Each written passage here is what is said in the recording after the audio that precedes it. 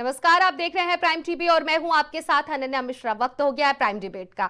जब से फिल्म छावा आई है तब से ज्यादातर लोग उसे पसंद तो कर ही रहे हैं। फिल्म की दीवानगी लोगों पर अभी भी चढ़ी हुई है। सिनेमा हॉलों में यह फिल्म धड़ल्ले से कई कमाई भी कई सौ करोड़ रुपए का कर चुका है और आगे भी अभी कंटिन्यू कर ही रहा है। लेकिन अगर महाराष्ट्र की बात कही जाए तो महाराष्ट्र में इस फिल्म को लेकर अब सियासत जारी हो गई है। जहां एक तरफ महाराष्ट्र में इस फिल्म को लेकर सिनेमा पर जो बहस छिड़ी है अब वो जाकर राजनीतिक गलियारों में पहुंच गई है। जहां एक तरफ समाजवादी पार्टी के विधायक अबू आजमी बयान देते हैं कि जिस तरह से फिल्म में औरंगजेब की जो छवि दर्शाई गई है वो बेहद ही गलत है। इस तरह से इतिहास को गलत साबित किया जा रहा है। औरंगजेब एक क्रूर शासक नहीं था, क्रूर राजा नहीं था, वो एक अच्छा इंसान था। वहीं महाराष्ट्र में अगर बात की जाए सत्ताधारी सरकार इस पर जोरदार हंगामा कर रही है। जहां पर एकनाथ शिंदे और देवेंद्र फडणवीस जो मौजूदा मुख्यमंत्री हैं और वहीं पर डिप्टी सीएम यानी कि एकनाथ शिंदे दोनों ही इस बात का विरोध कर रहे हैं। एकनाथ शिंदे ने सीधे तौर पर साफ तौर पर यह बयान दिया है कि इनके खिलाफ यानी कि अबू आजमी के खिलाफ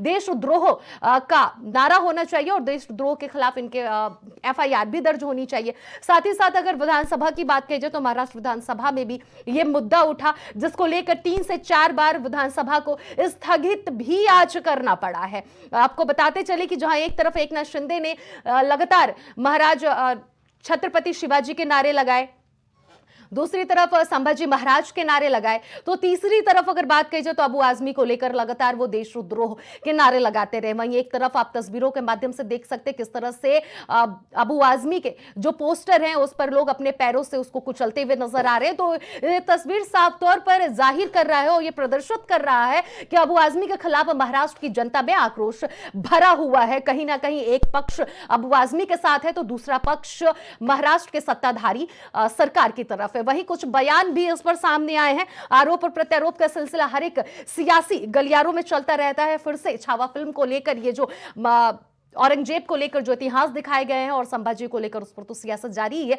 लेकिन एक दूसरे पर आरोप भी लगे हैं। सबसे पहले आप वो आरोप जरा सुन लीजिए। नहीं, सब गलत हिस्ट्री दिखाई जा रही है। औरंगजेब रहमतुल्लाह अलैह ने बहुत सारी मंदिरें बनवाई हैं और आप बनारस में जाकर देखेंगे एक बच्ची, पंडित की बच्ची को जब उनका ही एक सिपाही सालार उसके साथ शादी करना चाहता था, उन्होंने उस सिपाही सालार को 2 हाथियों के बीच पैर बांध कर वो मार दिया और उन पंडितों ने उनके लिए एक मस्जिद बना के दिया वहाँ पर। क्या बात करते हैं, ये गलत हिस्ट्री। तो आप औरंगजेब को क्रूर शासक नहीं मानते हैं? नहीं, मैं नहीं मानता। औरंगजेब क्रूर शासक नहीं? बिल्कुल नहीं, मैं बिल्कुल क्रूर शासक नहीं मानता। अध्यक्ष महोदय,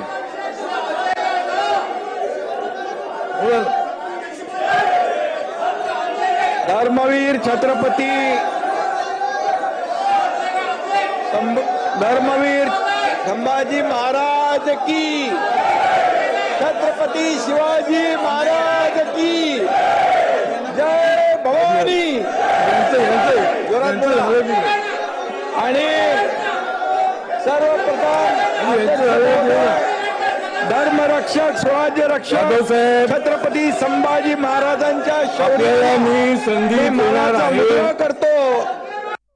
मोहम्मद मोहिउद्दीन औरंगजेब आलमगीर ने के ताल्लुक से मुस्लिम इतिहासकारों से कुछ चूक हुई और गलतियां हुई। उनके बारे में गैर मुस्लिमों के दरमियान बहुत सारी गलतफहमियां हैं। उस गलतफहमियों को दूर करने में मुस्लिम इतिहासकार नाकाम रहे। उन्होंने उनकी छवि को सुधारने की कोशिश नहीं की। यही वजह है कि आज गैर मुस्लिम हजरात तरह तरह की बातें उनके बारे में कहते हैं। उनके बारे में सबसे बड़ा इल्जाम यह लगाया जाता है कि मंदिर तोड़े, तो दूसरी तरफ यह भी तारीख है कि उन्होंने मज़ारों को भी तोड़ा। और जब यह इतिहास है तो इस पर इतिहासकारों को शोध करना चाहिए। उर्दू, अंग्रेजी, हिंदी और इलाकाई जो भाषाएं हैं उन भाषाओं में लिख करके अवाम के सामने पेश करते तो उनकी तस्वीर धूमिल नहीं होती। उनकी तस्वीर पर जो बादल छाए हुए हैं वो तस्वीर उभर करके सामने आती और सही शक्ल में पेश की जाती। अबू आजमी का औरंगजेब प्रेम ब्लैकमेल करना मेरे खून में नहीं। औरंगजेब ने हिंदुओं पर अत्याचार किए, ये अबू आजमी के बयान है। औरंगजेब ने मंदिर तोड़ा तो मस्जिद भी तोड़ी है। औरंगजेब साफ तौर पर इनका कहना है कि औरंगजेब क्रूर नहीं बल्कि इंसाफ पसंद करता था। औरंगजेब के शासन में भारत सोने की चिड़िया बना। औरंगजेब क्रूरता करता तो कितने हिंदू बचते। इस तरह से अबू आजमी ने बयान दिए हैं कि अगर औरंगजेब क्रूरता करता तो आज जो हिंदू बचे हैं वो नहीं बचते। कहीं ना कहीं उनके इस बयान से यह तात्पर्य निकलता है कि हिंदू पूरी तरह से खत्म हो जाते अगर औरंगजेब इतना ही क्रूर राजा हुआ करता था, क्रूर इतना ही शासक था। वहीं आपको बताते चले, जिस तरह से आपने ये बयानबाजी सुना है कि साफ तौर पर अबू आजमी जो सपा विधायक है उनका साफ तौर पर यह बयान है कि अबू आजमी एक क्रूर शासक नहीं था, क्रूर मुगल सम्राट नहीं था और वो एक अच्छा व्यक्ति था। हालांकि अगर बात कही जाए तो अबू आजमी बीते दिन 3 मार्च को ये बयान दिए थे और आज 4 मार्च को उन्होंने अपना बयान वापस ले लिया है। उनका साफ तौर पर कहना है कि मैंने ये टिप्पणी तभी की जब असम के मुख्यमंत्री राहुल गांधी से तुलना औरंगजेब की राहुल गांधी की कर रहे थे। मेरा बयान तोड़ मरोड़ कर पेश किया जा रहा है। ये अबू आजमी का बयान है। साथ ही साथ अबू आजमी ने यह भी कहा है कि इतिहासकारों ने जो इतिहास के पन्नों पर लिखा है, रचा है, मैंने वही देखा है, वही सुना है और वही पढ़ा है और वही सारी जानकारियां मैंने आज सामने रखा है। जब मैं बोल रहा हूं तो ये बातें गलत साबित हो रही हैं और इतिहासकार इन सब चीजों को जब लिखे हैं तो वो गलत नहीं साबित हो रहे हैं। वहीं इस पूरे मामले पर हमारे साथ चर्चा करने के लिए तमाम मेहमान जुड़ गए हैं। भारतीय जनता पार्टी से हमारे साथ विकास पांडे जी जुड़ गए हैं और शशांक रंजन जी कांग्रेस पार्टी से जुड़े हैं और राष्ट्रीय प्रवक्ता समाजवादी पार्टी के मनोज यादव जी हमारे साथ जुड़े हैं। बहुत बहुत स्वागत है आप तीनों ही मेहमानों का। सबसे पहला सवाल मेरा बीजेपी से होगा, विकास पांडे जी से। विकास पांडे जी, जिस तरह से अबू आजमी को लेकर जो महाराष्ट्र में सियासत गरमाई हुई है और अबू आजमी का बयान भी आज सामने आ गया है, उन्होंने तो साफ तौर पर कह दिया है कि इतिहासकारों ने जो लिखा है, जो जानकारियां दी है, मैंने तो उन्हीं बातों को दोहराया है। फिर इतनी सत्ता पक्ष में खलबली क्यों मच रही है? देखिए, बात खलबली सत्ता पक्ष की नहीं है अनन्या जी। अनन्या जी, बात है हमारी धार्मिक भावनाओं की और इस देश की। और इस देश का इतिहास केवल अगर आप ये मान करके चलें कि केवल मुगलों से चल करके जो इतिहास हमको पढ़ा दिया गया आप वहीं तक सीमित रखना चाहते हैं तो ये संभव नहीं है। हमारे देश की सहस्त्रों युगों की एक परंपरा, एक संस्कृति है और सनातन की उस संस्कृति को हमें देखना और समझना भी पड़ेगा अनन्या जी। ये कोई छोटी बात नहीं है जिस तरीके से अबू आजमी इस तरीके के बयान दे रहे हैं। ये अखिलेश यादव जी की सह पर अबू आजमी आज बयान दे रहे हैं और मुझे लगता है कि इसकी कीमत देश गाए बगाए चुकाता रहा है। ये समाजवादी पार्टी के नेताओं का एक चाल चरित्र, चेहरा डेवलप होकर के रह गया। आप याद करिए 2021 से पहले 30 अक्टूबर 2021 को अखिलेश यादव अपनी यात्रा के दौरान हरदोई में जिन्ना की तारीफ के पुल बांध देते हैं, जिन्ना की तारीफ के कसीदे गाड़ देते हैं। वो भूल जाते हैं कि इस देश की आजादी में महात्मा गांधी, जवाहरलाल नेहरू और तमाम हमारे जो अन्य लोग हैं उनका भी योगदान रहा है। लेकिन उन सबको हटा करके आप जिन्ना की तारीफ में क्यों कसीदे गढ़ रहे थे, ये पूरा देश जानता है।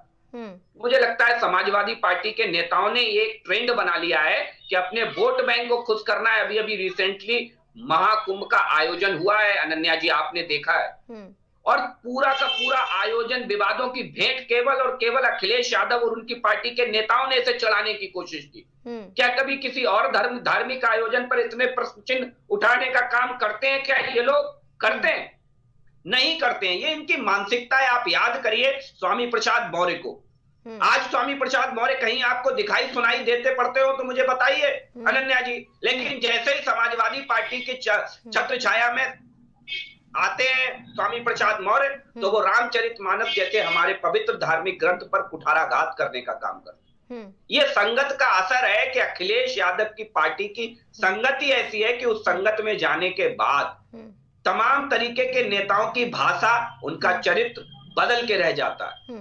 आप याद करिए उस औरंगजेब की आप तारीफ के कसीदे करते हैं। अरे इतिहास को आप अपने हिसाब से गढ़ के और मनगढ़ंत इतिहास बना करके आप बार बार उन्हें पेश करने की कोशिश करते हैं।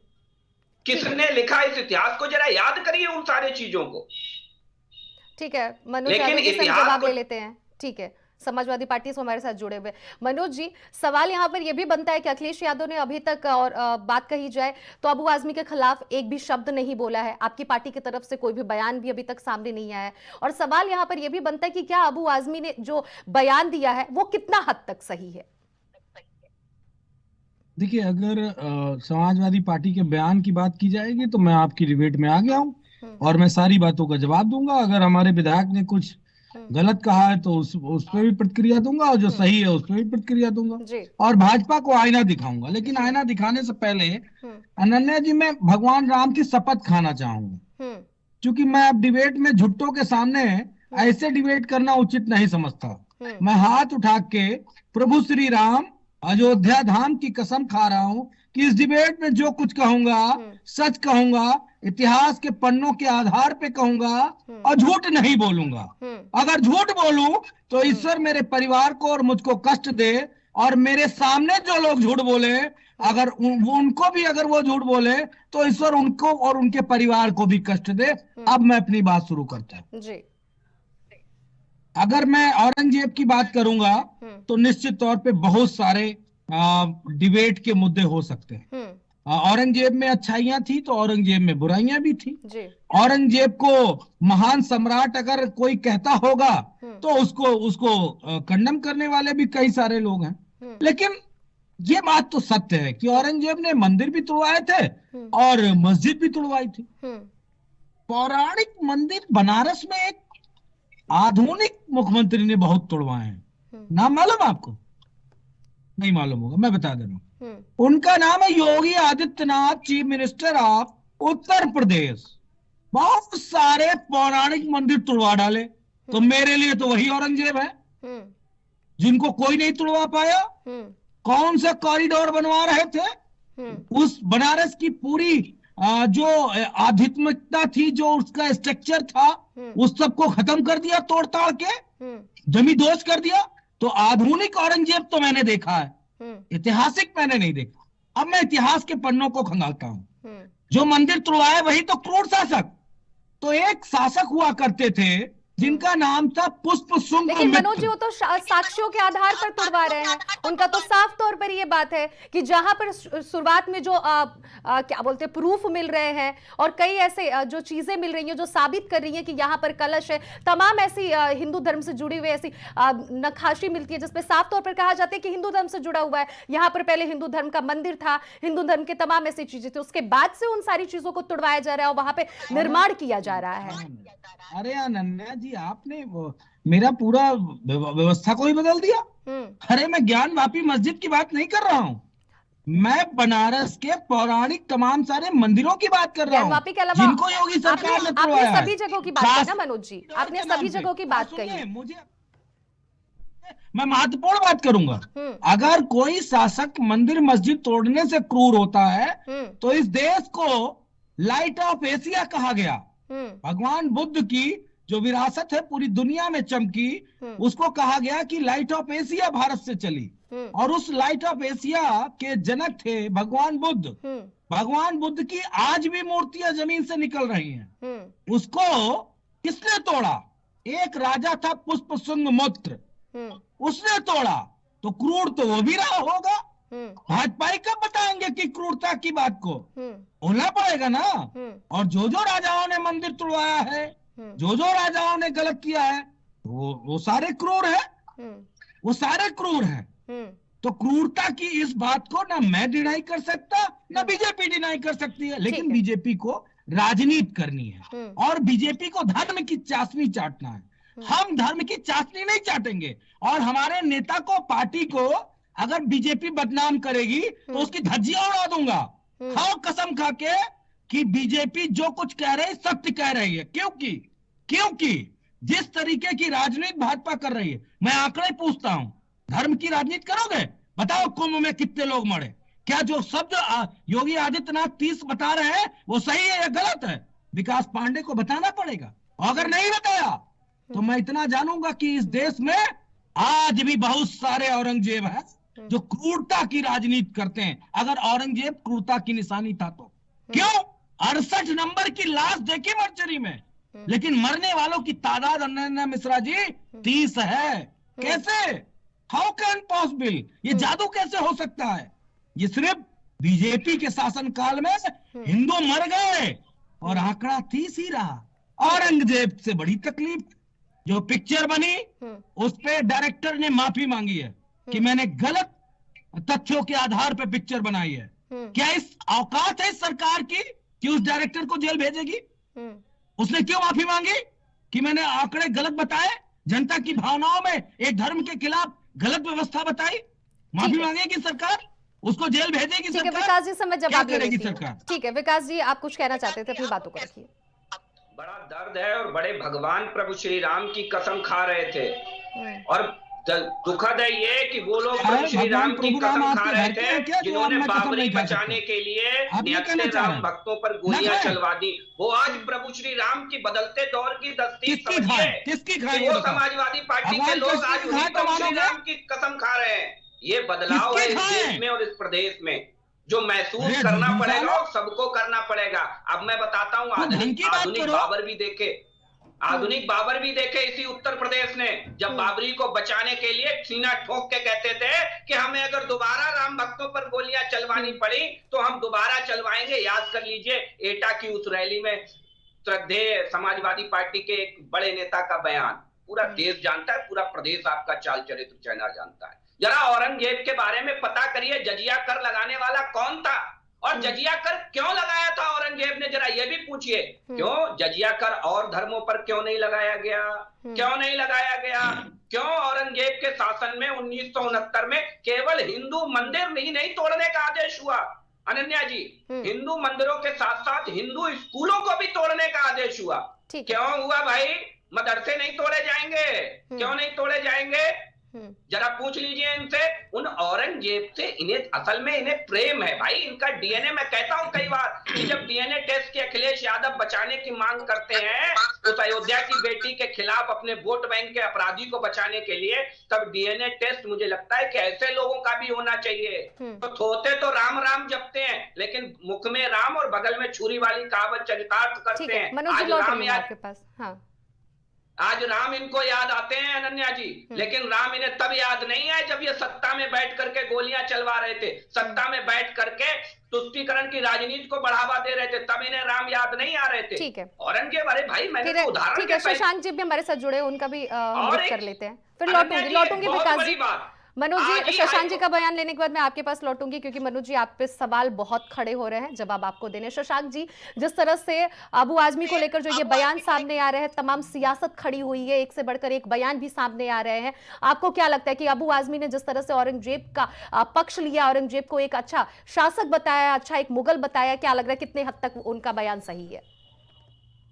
नमस्कार, मैं बताना चाहूंगा कि मैं इस बयान का निंदा करता हूं कि औरंगजेब शासक थे, उन्होंने अच्छा काम किया। मैं इस बात की निंदा करता हूं क्योंकि औरंगजेब कोई शासक नहीं थे, वे विदेशी आक्रांता थे और एक ऐसे विदेशी आक्रांता के वंशज थे जिन्होंने दूसरी धरती से आकर भारत भूमि पर अवैध कब्जा किया था और यहाँ की जनता पर जबरन शासन करने का प्रयास किया था।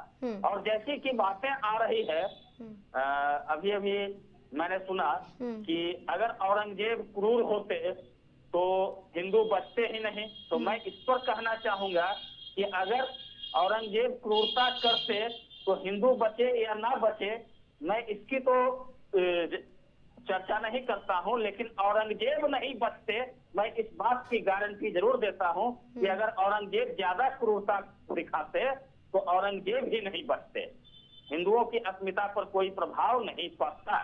ठीक है मनोज जी, आप दोनों लोगों का बयान सुन रहे हैं, जहां एक तरफ जिस पार्टी से गठबंधन है उनका भी बयान सामने आ रहा है साफ तौर पर कि औरंगजेब ने जो भी टिप्पणी की है, औरंगजेब को लेकर जो अबू आजमी ने जो टिप्पणी की है, जो बयान दिया है, वो सरासर गलत है। और विकास जी का बयान भी आपने सुना है, क्या कहना चाहेंगे इस पर? इतिहास के जो तथ्य हैं, जो साक्ष्य, उसके आधार पर बहस होगी, भावनात्मक बहस नहीं है। अगर इसको भावनाओं के आधार पे कहा जाएगा तो मेरे ख्याल से इतिहासकारों को झूठा बताया जाएगा। मैंने कहा ना, हर राजा के अंदर जैसे दो रूप है अशोक सम्राट के। एक अशोक सम्राट का रूप है जब उन्होंने बौद्ध धर्म नहीं स्थापित किया था, जब नहीं अपने आप को उसमें अपनाया था, उससे पहले उन्होंने बहुत बड़ा युद्ध लड़ा, बहुत बड़ा युद्ध, बहुत बड़ी मार काट हुई। तो उसको क्रूरता की करिए, निशानी अगर कहा हिम्मत जा है सकता तो है। करिए। और औरंगजेब अगर पर इसके बात, बाद देखा जाए, हिम्मत है तो मनोज जी औरंगजेब पर बात करिए, बात करिए। आप हमारे बौद्ध पर हमारे जाएं, मौका आप हमारे रखते हैं बुद्ध पर, औरंगजेब के, तो भगवान नहीं बुद्ध बात पर करने जाएंगे, बुरा आप लग रहा है। महावीर पर जाएंगे, आप प्रभु श्री राम नहीं पर कहे जाएंगे, लेकिन औरंगजेब पर बात करिए। ए बड़े भैया, हम इनको औरंगजेब के आप रोको ना, हम हिमायती बीच हैं में तो नहीं औरंगजेब बोलेंगे पर बात ना, हम करिए। नहीं बोलेंगे। आप हिमायती हैं औरंगजेब पे, तो औरंगजेब पर बात करिए। ठीक है विकास जी, उनको अपनी बात रखनी दीजिए, आप अपनी बारी में बोलिएगा, एक एक करके बोलिए, ऐसे बात डिक्लेयर पूरी तरह से नहीं जाता है। अभी मनोज जी, आप यहाँ अपनी पे एक बात को बात रखिए। कही गई, एक बात कही गई कि मुगल यहाँ आए। ये बात बिल्कुल सत्य है, मुगल आए, तुर्क आए, अब्दाली आए, पता नहीं कौन कौन लोग आए, अंग्रेज आए। सबसे पहले कौन आया? हूण आए, साक आए, कुषाण आए, सब तो आए हैं। और कुछ उधर से आए हैं, मिस्र से आए हैं। इस देश का मूल निवासी कौन है? आक्रांता तो सारे रहे हैं। और अगर उनका डीएनए चेक करोगे तो किससे मिलेगा आज की डेट में? मैं उस पर बहस करूंगा तो शर्मसार होना पड़ जाएगा भाजपाइयों को, क्योंकि भाजपाइयों का डीएनए इंडिया का नहीं है। जितने भी भाजपाई ये है ना, आज की डेट में तथाकथित हिंदू कहने वाले, ये सब बातें हैं, आप औरंगजेब इस देश के नहीं है, गिर जाएंगे। मनोज इस जी, देश अपना के डीएनए नहीं बता हो। दीजिए जरा। बाहर वालों, हमको नहीं हमारा बताओ, डीएनए प्रभु श्री तुम्हारा राम का डीएनए यहाँ से नहीं, आप तुम्हारा अपने डीएनए डीएनए को बताइए, आप तो अपने अमृतसर डीएनए से को मिलता बताइए। है, हमारा डीएनए तो प्रभु वहां श्री से राम का मिलता डीएनए, है। आपका बाबर इस का देश डीएनए के है तुम क्या? नहीं हो, आपका बाबर का डीएनए है क्या? तुम इस देश के नहीं हो। इस देश के हम हैं, हम पिछड़े, दलित, आदिवासी हम हैं। लूटने तो तुम्हारे भी पूर्वज आए थे, मालूम नहीं है क्या तुमको? मुझसे बहस अगर करोगे तो चारों खाने चित हो जाओगे। मुगल ही नहीं आए थे, अंग्रेजों को भी बुलाया था, मुगलों को भी बुलाया था। यहाँ के तथाकथित जो राजा थे, लेकिन जो अपने आप को बहुत 30 बार कहा कहते थे, किसने बुलाया था? मनोज जी, इस बात का जवाब दीजिए, किस तरह से आपने बोला कि भाजपाइयों का डीएनए हिंदुस्तान का नहीं है? ये शब्द बहुत बड़ा है, इसका जवाब दीजिए। बहुत बड़ा, जानबूझ के कह रहा हूं बड़ा। इस देश को अंधा बनाया जा रहा है ये कह के कि यहाँ मुगल आए। तो अपर क्लास के जो आज लोग भाजपा में बैठे हैं वो कहाँ के हैं? उनका डीएनए किससे मिलता है? तो आपके हिसाब से औरंगजेब सही है? बताओ, बहस करो। आपके हिसाब से मैंने लिखा हूं, सही है? पंडित जवाहरलाल नेहरू लिखे हैं, ब्राह्मण थे, उन्होंने लिखा है कि हम यहाँ के नहीं हैं, हम तो बाहर से आए हुए लोग हैं। तो भारत एक घोर इतिहास पढ़ो, साक्षी के स्तर पे डिबेट होती है। और डीएनए चेक करा लो, पता चल जाएगा किसका डीएनए किससे मैच करता है, किसका यूरोपियन से मिलता है, किसका जर्मनी से मिलता है, किसका मिस्र वालों से मिलता है, किसका नेतन्याहू से मिलता है, सब पता चल जाएगा। ये बात हमें नहीं, हमको नहीं प्रूव करनी है। हम तो यही के आदिवासी हैं, जिसको शूद्र कहते हो, शूद्र, मालूम है ना? वी आर शूद्र, हम तो शूद्र लोग हैं, यही के हैं, दूसरे देश से नहीं आए हैं। ठीक है मनोज जी, इस बात का आप जवाब दे दीजिए, क्या जो बयान सामने है आपको लग रहा है कि औरंगजेब वाकई में सही था? उसने अपने कार्यकाल में जितने भी कार्य किए सब सही था? अरे मैंने अशोक सम्राट का नाम लिया, मैंने पुष्प मित्र का नाम लिया, मैंने मौजूदा जो है उत्तर प्रदेश के औरंगजेब उनका नाम लिया। जो मंदिर तोड़वाएगा वो औरंगजेब है। अभी बनारस में तोड़वाया है जिस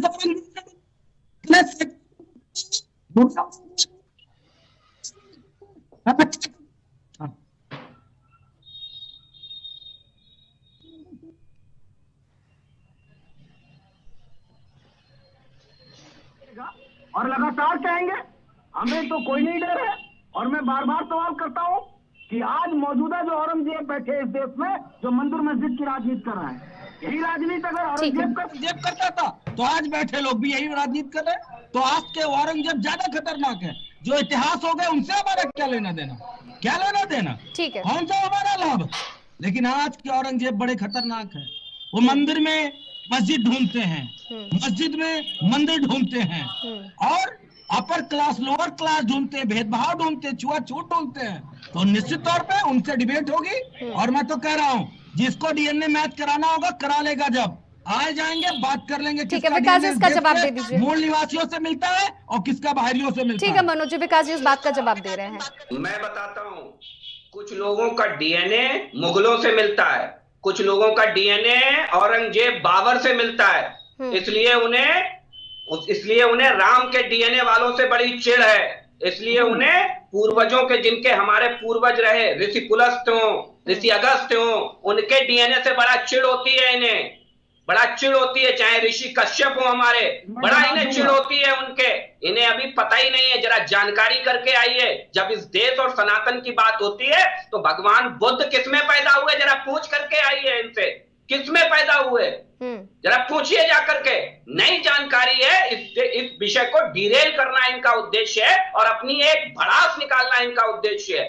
ये बचाव करने की मुद्रा में नहीं है, क्योंकि ये जानते हैं कि औरंगजेब ने, आपको याद हो, हम सबको याद है गुरु तेग बहादुर, आप याद करिए, गुरु तेग बहादुर ने जब सरेंडर किया, जब उन्हें गिरफ्तार किया गया, इसी औरंगजेब के द्वारा, इसी औरंगजेब के द्वारा उन्हें गिरफ्तार किया गया और उनके दोनों सिपह सालारों को उनके साथ जेल में डाल करके इतनी यातनाएं दी गई इसी औरंगजेब के द्वारा। उन्होंने कहा था कि जब औरंगजेब ने फरमान दिया कि या तो आप इस्लाम अपना लो या तो इस्लाम में आ जाओ, अन्यथा आप जो है मरने के लिए तैयार हो जाओ, तो उन्होंने अपने सारे लोगों से कहा था कि उनसे कह देना कि हमारा गुरु अगर इस्लाम अपना लेगा तो हम सब इस्लाम अपना लेंगे। हम उस डीएनए के वंशज हैं, हम आपके डीएनए के वंशज नहीं है कि जब सरकार और सत्ता से बाहर हो जाएंगे तो अगड़े पिछड़े, दलित, अति पिछड़ा, जाति जनगणना सब चिल्लाएंगे क्योंकि सरकार से बाहर हो गए। लेकिन इनका, मनोज जी का तो साफ तौर पे कहना है कि मौजूदा समय में जो लोग मंदिर और मस्जिद देख रहे हैं, तोड़ रहे हैं, मंदिर में मस्जिद, मस्जिद में मंदिर, ये लोग सबसे ज्यादा क्रूर हैं, ये लोग औरंगजेब से भी ज्यादा क्रूर हैं। यानी कि मौजूदा समय में इन्होंने साफ तौर पर मुख्यमंत्री योगी आदित्यनाथ का नाम लेकर बयान दिया है, इस पर क्या जवाब देंगे? मैं बता रहा हूं आपको, अपनी विरासत को बचाने की जिम्मेदारी, उसे संरक्षित करने की जिम्मेदारी हर उसकी है जिसका डीएनए प्रभु श्री राम से मिलता है, हर उसकी एक जिम्मेदारी है। उनकी जिम्मेदारी बिल्कुल नहीं है जिनका डीएनए बाबर से मिलता है, उनकी बिल्कुल जिम्मेदारी नहीं है। आज ही एसटी का फैसला आया है अनन्या जी, आज ही एसटी ने फैसला दिया है कि जिस संभल की जो विवादित स्थल है उसे अब विवादित स्थल कहा जाएगा, उसे ना मंदिर कहा जाएगा ना मस्जिद कहा जाएगा, उसे विवादित स्थल कहा जाएगा। ये बहुत बड़ी बात है। और उसके बाद इन्हीं की पार्टी के नेता ये कहते हैं कि अगर समाजवादी पार्टी की सरकार आई तो संभल में महातांडव होगा, अत्याचार का महातांडव। ये चुनौती वो किसे दे रहे हैं? इन सबका डीएनए अनन्या जी, समाजवादी पार्टी के एक एक ऐसे नेताओं का डीएनए औरंगजेब और बाबर से मिलता है, इनका डीएनए। शायद इसीलिए ये हर बार, एक बार हो अनन्या जी, आप याद करिए, एक बार का विषय नहीं है। जब भी आएगा रामपुर तिराहा कांड में आपने किसे मरवा दिया? आप जरा पूछिए एक बार जाकर के, आप जरा पूछिए, आप पूछिए कि जब मुजफ्फरनगर में पोस्टर लग गए कि हाय, तब नहीं दलितों की चिंता आई। 90% दलित परिवार था। जब मुझे मुजफ्फरनगर में दंगा पीड़ितों से पीड़ित होकर के उसने अपने घर के बाहर पोस्टर लगा दिए कि हम घर छोड़ करके जाना चाहते हैं, हम यहाँ नहीं रहेंगे। 90% दलित था, तब दलित की चिंता नहीं आई, तब इन्हें कोई दलित नहीं दिखा। ठीक है, उसका जवाब मनोज जी दे रहे हैं। उसके बाद मैं शशांक जी के पास जाऊं क्योंकि शशांक जी भी लंबे समय से इंतजार कर रहे हैं। मनोज जी जवाब दीजिए।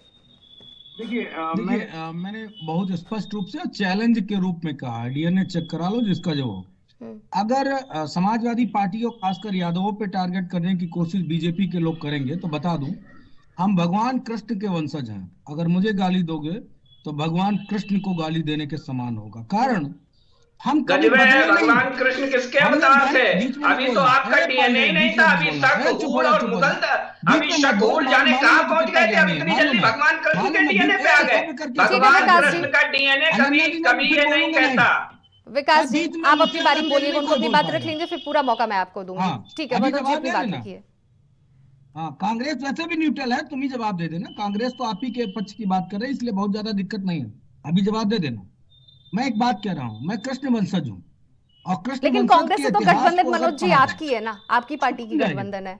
आप तो अभी छोड़िए गठबंधन को, यहाँ ऐतिहासिक बहस हो रही है, इतिहास के साक्ष्यों पे बहस हो रही है और उस पर मैं वही बात करूंगा जो इतिहास के पन्नों में दर्ज।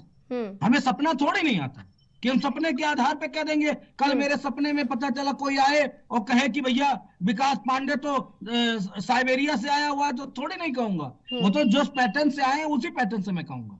मैं एक बात कहता हूँ, भगवान की पूरी वंशावली पे कोई सवाल नहीं है, 5000 सालों से कोई सवाल नहीं है और इतिहास के पन्नों पे कहीं कोई कंट्रोवर्सी नहीं है।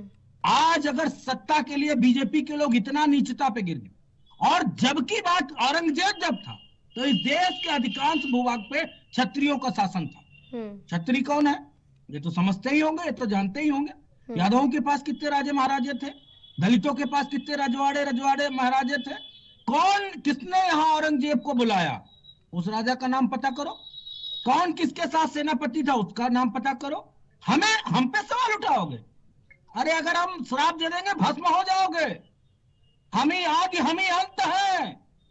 तभी श्राप दे दिया तुम्हें, तभी दे दिया, तभी भस्म हो गए, तभी भस्म हो गए, क्योंकि आप भस्मासुर हो, आप भस्मासुर हो। और भस्मासुर भी यहीं पैदा हुए हैं, भस्मासुर भी।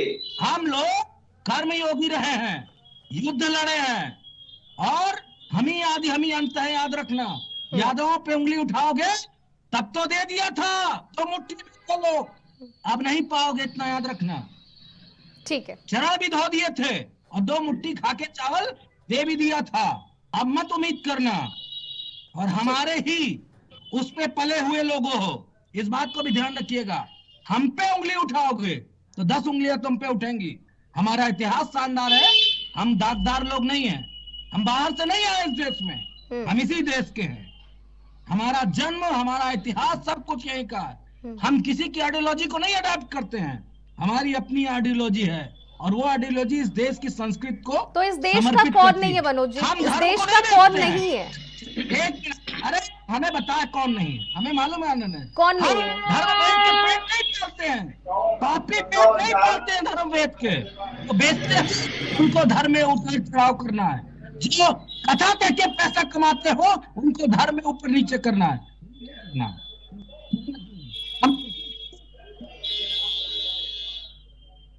लड़ने वाले थे, ये बात इतिहास के पन्नों में दर्ज है, मैं नहीं कह रहा हूं।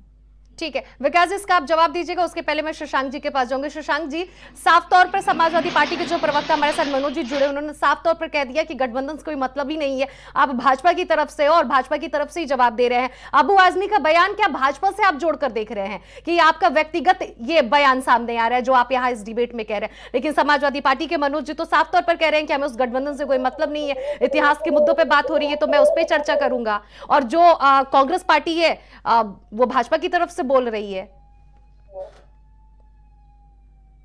शशांक जी, हुए बोल रहा हूं, अगर कोई अपने बचाव के लिए हमारे ऊपर कुछ आरोप लगा देते हैं तो मैं इस पर चर्चा करना तो उचित नहीं समझता हूं, लेकिन जिस प्रकार का बयान आ रहा है यह जो है उचित नहीं है।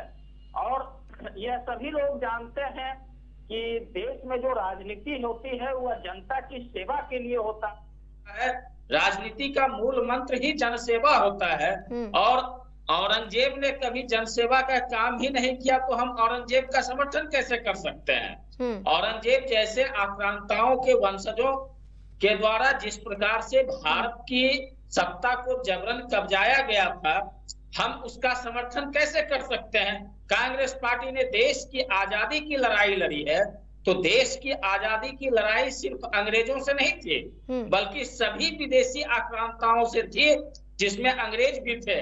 अंग्रेज भी एक विदेशी आक्रांता थे, औरंगजेब भी एक विदेशी आक्रांता थे, उससे पहले भी कई विदेशी सवाल पूछना चाहता हूँ। लौटूंगी मनोज जी, बात रख लेंगे उनका, फिर मैं आपसे जवाब लेती हूँ, विकास जी के पास भी जाना। पहले मैं सवाल पूछ लूं कांग्रेस से। आक्रांताओं के खिलाफ थे, छोटे स्तर से लेकर बड़े स्तर तक के आक्रांताओं के खिलाफ आवाज थी, तो हम भला औरंगजेब जैसों का कैसे पक्ष रख सकते हैं। हमने जिनके खिलाफ आज से 100 साल पहले युद्ध छेड़ा था, हमने जिनका खिलाफत किया, हम उनका समर्थन कैसे कर सकते हैं। इसलिए हमको किसी के बयान से कोई फर्क नहीं पड़ता है। और यह भी अटल सत्य है कि कांग्रेस पार्टी और भारतीय जनता पार्टी की विचारधारा विपरीत है और हम दोनों कभी एक नहीं हो सकते हैं। हम समाजवादी पार्टी के इस बात का आलोचना करते हैं, हम कांग्रेस का पक्ष रख रहे हैं, हम राष्ट्रहित की बातों को करने वाले लोग। ठीक है मनोज जी, अपनी बात एक लाइन में खत्म करिएगा, बताइए।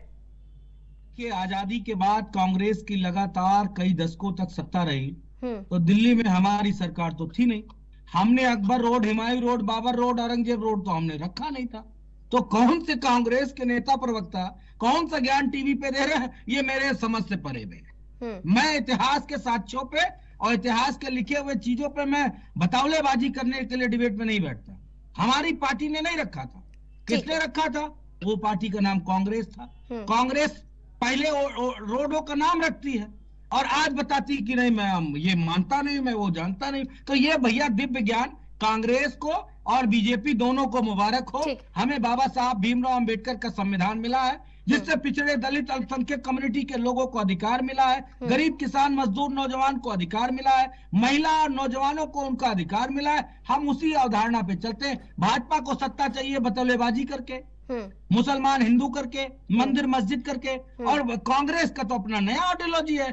They don't know who is Humayun Akbar.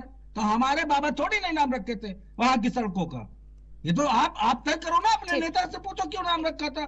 अगर आपको औरंगजेब से इतनी दिक्कत थी, आपको हुमायूं से इतनी दिक्कत थी, बाबर से इतनी दिक्कत थी, ये आप लोग तय करो। और सुनो, इस देश के तथाकथित लोगों ने अपनी बेटियां भी दी हैं। मुझे नहीं कहना है, यादवों के इतिहास में कुछ नहीं लिखा, लेकिन तथाकथित राजा महाराजाओं ने मुगलों से शादियां भी करी अपने घर परिवार की। इसलिए भैया ये शादी करवाने वाले यही लोग थे जो विकास पांडे जैसे लोग हैं। इसलिए भैया माफ करना, हम इस पचड़े में नहीं पढ़ना चाहते हैं।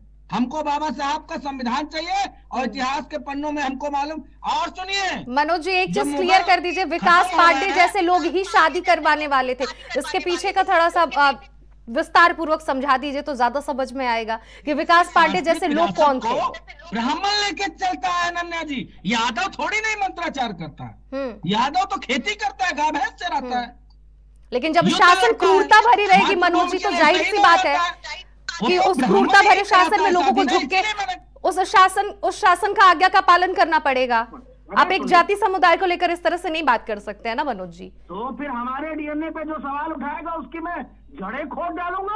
आप है कहाँ? ठीक है, विकास जी जवाब देंगे। विकास जी हिंदू मुस्लिम, ठीक है मनोज जी, ठीक है विकास जी जवाब दे रहे हैं। ठीक है, मित्र वालों की हैसियत। ठीक है शशांक जी, मैं आपके पास लौटूंगी। ठीक है, ठीक है विकास जी, हिंदू मुस्लिम सिर्फ और सिर्फ भारतीय जनता पार्टी करती है और ब्राह्मण जाति ही शादी विवाह करवाती है, तो उस समय भी ब्राह्मण जाति ही करवाई थी। जवाब दे दीजिए मनोज जी को। जातियां कब आई, जरा इनसे पूछो कि जातियां कब आई। पूछो इनसे, यदुवंशी होने का दम बरसे, जरा पूछो इनसे जातियां कब आई, जरा बता करके जाए। अभी दूसरी चीज, मनोज जी अपनी बारी में इंतजार करना और पूरा सुन लेना मुझे। औरंगजेब हाथों से पैदा होगा तो क्षत्रिय होगा। सुनो मनोज जी, डरे सुनो। अनन्या जी आप सुनिश्चित करिए, मैंने इन्हें सुना, ये भी सुने मुझे। अनन्या जी ये भी मुझे सुने। ठीक है, इस तरह से मत बहस करिए आप लोग, इस तरह से बहस करके बात नहीं जाएगी। मनोज जी मैं आपके पास लौटूंगी, विकास जी का जवाब लेके मैं आपके पास लौटूंगी, उसके बाद शशांक जी के पास भी मुझे जाना है। विकास जी को बात रखनी थी जो, उसके बाद आप जवाब दीजिएगा। अपनी अपनी बारी में आप लोग बोलेंगे, ज्यादा बेहतर रहेगा। अनन्या जी आबू आजमी औरंगजेब की वकालत करते हैं, समझ में आता है थोड़ी देर के लिए। महबूब अली अपने धर्म की, अपने लोगों की वकालत करते हैं, समझ में आता है। लेकिन मुझे समझ में नहीं आता है जो अपने आप को यदुवंशी होने का दम अभी भर रहे थे और बड़ी जोर जोर से चिल्ला रहे थे, उनमें औरंगजेब का प्यार मुझे नहीं समझ में आ रहा है कि उनके अंदर कौन सा डीएनए है कि साहब वो डीएनए हमें समझ में नहीं आ रहा। और यही वो डीएनए है अनन्या जी जो बाबर और औरंगजेबों को लेकर के आया इस देश में। यही वो डीएनए है, लौटूंगी आपके पास। यही वो डीएनए अनन्या जी जो बाबर को और अकबर को, हुमायूं को लेकर के आया इस देश के अंदर, मोहम्मद गौरी को, गजनवी को लेकर के आया इस देश के अंदर। ये वही डीएनए है। कम से कम इनसे तो अच्छा डीएनए आबू आजमी का है, महबूब अली का इनसे अच्छा डीएनए है। तो जरा अपने गिरेबान में झांक करके देखिए जरा। दूसरी चीज मुझे लगता है संविधान की अभी बहुत वकालत कर रहे थे, जरा इनसे पूछिए, वही बाबा साहब के संविधान को मानेंगे, हाय संविधान चिल्लाएंगे। जरा पूछिए धैर्य के साथ कि संविधान पे उन्हीं बाबा साहब ने किसकी फोटो लगाई थी पहले पन्ने पर। जरा बताइए किसकी फोटो लगाई थी, किसकी फोटो है संविधान की मूल प्रति पे, जरा बताइए मुझे। उन्हीं बाबा साहब ने लगाई थी ना, जिनके संविधान की आज आप दुहाई दे रहे हैं। और उन्हीं बाबा साहब ने अनन्या जी संविधान के अंदर सेकुलर शब्द नहीं जोड़ा, वो इन जैसे लोगों ने जोड़ा सेकुलर शब्द, इन जैसे लोगों ने। तो इनके डीएनए को इस देश ने अब आइडेंटिफाई कर लिया है, इसलिए हाय संविधान चिल्लाते हैं, हाय अगड़ा पिछड़ा करते हैं। लेकिन वही जब इनके पीडीए के पी के साथ अयोध्या में जब बलात्कार होता है तो ए के साथ खड़े हो जाते हैं, फिर ना संविधान दिखाई देता है ना पीडीए दिखाई देता है, फिर इन्हें केवल ए दिखाई देता है, जैसे आज इन्हें ए दिखाई दे रहा है। तो ये इनका चाल चरित्र चेहरा है अनन्या जी, जो इस देश ने इनके डीएनए को आज आइडेंटिफाई कर लिया है। ठीक है मनोज जी, आप कह रहे हैं कि हिंदू मुस्लिम भारतीय जनता पार्टी करती है, इन लोगों को एक मुद्दा चाहिए जिससे कि हिंदू मुस्लिम ये करे, लेकिन आप ही के विधायक ने तो इस वक्त हिंदू मुस्लिम का मुद्दा छेड़ा है। औरंगजेब की तारीफ करके आपके ही विधायक ने तो ये मुद्दा खड़ा किया, ना भारतीय जनता पार्टी ने किया है ना कांग्रेस ने किया है। अनन्या जी, समाजवादी पार्टी साक्ष्यों के आधार पे बात करती है, हमको स्वप्न नहीं आता, हम स्वप्न के आधार पे बात नहीं करते। अरे भैया ये तथ्य नहीं है, अरे गजबे है तुम्हारे तथ्य तथ्य है, दूसरे के तथ्य तथ्य नहीं। जरा बताओ संविधान के पहले पन्ने पे किसकी पुस्तक है, अनंत किसका चित्र है, जरा पूछो। संविधान की ठीक है वो दे रहे हैं जवाब। ठीक है मनोज जी आप जवाब दीजिए। तथ्य झूठे राम की कसम खा करके इतने बड़े झूठे, यही तो डीएनए था जो बाबर और अकबर और हुमायूं को लेकर के आए देश में, कि यहाँ तो अपने लोगों के साथ बैठ के हाय राम कर रहे थे और वहाँ उनकी बजा रहे थे, बाबर और अकबर हुमायूं की बजा रहे थे। इनसे और थोड़ी देर बात करा लेनी चाहिए, हो सकता है उनके कुछ तथ्य रह गए हों, आप उनसे और थोड़ा बुलवा लीजिए, कोई बात रह गई। अरे आप बताओ, आपके तथ्य दूसरे के तथ्य नहीं है। ठीक है विकास जी, अब अपनी बारी में बोलिएगा, वो आपकी बारी में नहीं बोल रहे हैं। मुझे नहीं लगता है कि अनर्गल प्रलाप करूंगा, बार बार अयोध्या के हमारे पार्टी के एक पदाधिकारी का नाम ले रहे हैं, और जो आरोप था उसमें राजू पे आरोप था उस लड़की का, और बात को आरोप लगा कि उसके मालिक जो है उसका भी मोइनुद्दीन पे भी आरोप। समाजवादी पार्टी ने उनसे जब जांच की तो पता चला वो उसके दोषी नहीं, उन्होंने एक्सेप्ट किया, और बात को जब डीएनए का टेस्ट हुआ तो उस व्यक्ति का मैच नहीं हुआ डीएनए उस बच्ची के पेट से, उसमें उसी राजू का नाम आया जिसको पुलिस ने एक्यूज बनाया, और वो लगभग 65-70 साल का बुजुर्ग था जिसने कहा था इसमें मेरा कोई दोष नहीं। कन्नौज में भी डीएनए मैच हुआ, देखे उस परिवार कन्नौज भी बता दो, लगे बदनाम करने के लिए काम किया। बीच में मत बोलो, बीमारी है क्या, मुंह में कपड़ा लगा के आया करो अगर बीमारी हो तो, उसका हमारे पास कोई इलाज नहीं है ना, बीच में ऐसे बोलो। ठीक है, इस तरह की टिप्पणी ना करिए आप लोग। मैं वही बात करूंगा, अपने गिरेबान में झांको, अपने गिरेबान में मनोज जी। हाँ, और बड़ा मैंने इसीलिए कहा कि इस देश में जब वो मुगल आए तब राजे महाराजे कौन थे, कौन लेके आया, यादव थे, दलित थे, कौन थे राजे महाराजे, और किसका राज्याभिषेक ये पांडे जी कराते थे, कौन लोग थे, चर्चा करो ना, इतिहास की किताबें खोलो ना, कि जौन आरएसएस ने बद दिया वही। यदुवंशी भगवान श्री कृष्ण कैसे हो गए, जरा ये भी बता दो। यदुवंशी पर भगवान श्री कृष्ण कैसे हो गए, जरा ये भी बता दो। कौन लेके आया, कौन लेके आया, जरा बता दो। भगवान श्री कृष्ण, हम सब उन्हें आराध्य हैं, वो हमारे वासुदेव श्री कृष्ण, वो भी यदुवंशी अभी आप ही कह रहे थे ना। वासुदेवाय नमः, इसीलिए मैंने कहा वही आदि वही अंत है, उन्हीं में वही आदि वही अंत है, लेकिन आपका डीएनए कहां से आ गया, दो मुट्ठी ना जरा बताइए मुझे। जो झूठे यदुवंशी होने का दंभ भरते हैं वही अकबर और बाबर और हुमायूं को लेकर के आए। पांडे दो मुट्ठी ना दिया होता। अरे संविधान पर बता दो, अभी बोल रहे थे ना मनोज जी, संविधान में सेकुलर शब्द किसने जोड़ा। हमारी खोपड़ी दूसरी तरह की है, हम टीवी, अरे हमारी खोपड़ी आपसे भी दूसरी तरह की है। 5 घर मांग के तुम्हारे पीढ़ी का पूर्वज खाते थे और तुम भी मांग के खाते। जाति कब आई, जाति कब आई, जरा ये बता दो मुझे, समझ गए? किस सेंसस में जाति जोड़ी गई, महाराजा नहीं थे तुम, बता दो। हम हमारी बात करोगे तो हम धज्जियां उड़ा देंगे तुम्हारी। अब आप लोग इस तरह से एक दूसरे पर व्यक्तिगत टिप्पणी करके डिबेट को दूसरे मोड़ पर ले जा रहे हैं। व्यक्तिगत टिप्पणी आप लोग आपस में लगातार किए जा रहे हैं। आप मत बोलिए बीच में, ये हमको चैलेंज करेंगे। तो व्यक्तिगत टिप्पणी भी तो आप लोग नहीं करिए ना, ये व्यक्तिगत टिप्पणी करने के लिए तो डिबेट नहीं बैठाया गया है। अगर व्यक्तिगत हमला करेंगे तो डिबेट, इनके डीएनए को खोज। आप लोग व्यक्तिगत टिप्पणी कर रहे हैं मनोज जी और विकास जी, आप लोग लगातार एक दूसरे पर बयान दे रहे हैं एक दूसरे को लेकर।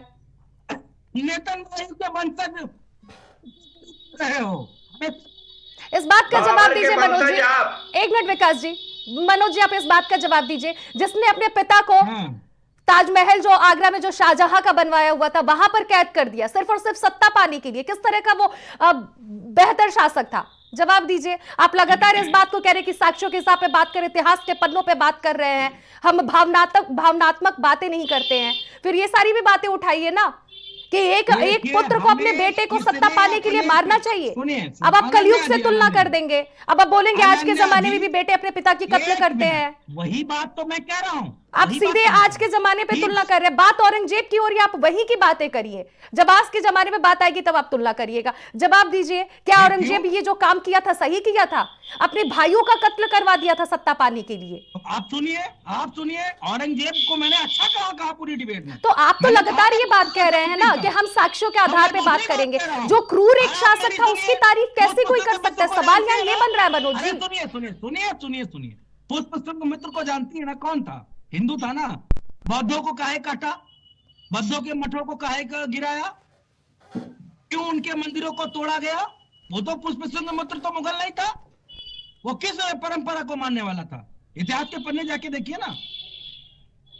हमको डिबेट करके बदनाम करेंगे आप सब लोग मिलके कि हम औरंगजेब। बुद्ध पूर्णिमा जानते हो क्यों मनाई जाती है? आपको बदनाम नहीं किया जा रहा। बुद्ध पूर्णिमा क्यों मनाई जाती है जानते हैं आप? जानते हैं आप? अपना एजेंडा देखिए, ब्राह्मण और यादव की पता चलेगा ज्यादा अपना एजेंडा। विकास जी एक मिनट, मनोज जी विकास जी एक मिनट रुकिए। विकास जी एक मिनट, अपना राजनीतिक एजेंडा सेट करना चाहते हैं। विकास जी एक मिनट शांत होइए। मनोज जी आप भी शांत होइए। यहां पर यादव और ब्राह्मण की बात नहीं हो रही है। यादव जाति के भी लोग भी भारतीय जनता पार्टी में है और ब्राह्मण जाति के भी लोग भारतीय जनता पार्टी समाजवादी पार्टी में है। तो इस तरह से आप लोग यादव और ब्राह्मण का मुद्दा क्यों उठा रहे हैं? धज्जियां उड़ा के रख दूंगा मैं। आप लोग अपनी व्यक्तिगत टिप्पणी पर चले गए। इस तरह से थोड़ी ना डिबेट होगा। आप ही लोग के साथ इस डिबेट में शशांक जी जुड़े हुए हैं। शशांक जी की बातों को सुनिए, वो सीधे तौर पर अपनी बातों को रख रहे हैं, व्यक्तिगत टिप्पणी भी नहीं कर रहे हैं। इस तरह से नहीं होता है। हमको कहेंगे कि हम आप दोनों लोग एक दूसरे को कह रहे हैं। ठीक है, इस डिबेट में आप लोगों का जुड़ने के लिए बहुत बहुत शुक्रिया। आप तमाम मेहमान इस डिबेट में जुड़े, अपनी अपनी बातों को रखे, इसके लिए बहुत बहुत शुक्रिया। जिस तरह से महाराष्ट्र में अबू आजमी को लेकर, उनके बयान को लेकर जिस तरह से सियासत गरमाई हुई है, लगातार एक दूसरे पर वार किए जा रहे हैं, एक दूसरे को लेकर कई ऐसे बड़े बड़े बयान हैं जो सामने आ रहे हैं, आपस में लोग एक दूसरे पर टिप्पणी भी करने लग रहे हैं।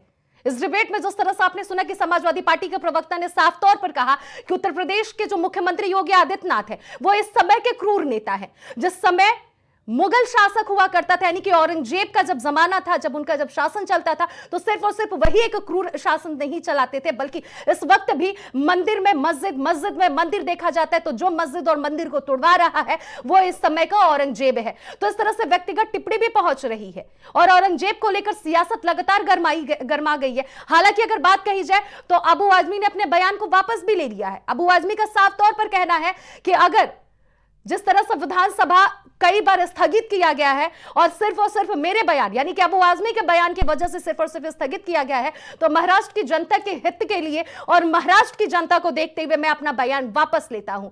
जिसने बयान दिया, जिसके बयान के बाद सियासत गरमाई, उसने अपने बयान को वापस ले लिया है। लेकिन अभी भी राजनीतिक गलियारों में सियासत थमने का नाम नहीं ले रही है।